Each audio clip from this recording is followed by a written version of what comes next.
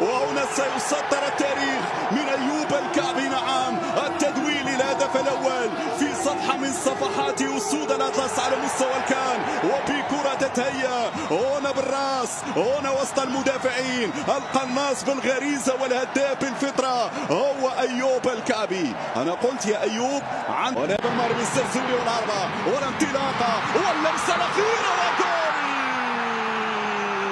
يقول اللاعبين انتظروا المهمة الصعبة وسأكون معكم ضمن المجموعة. شوف الإعادة، شوف الإعادة.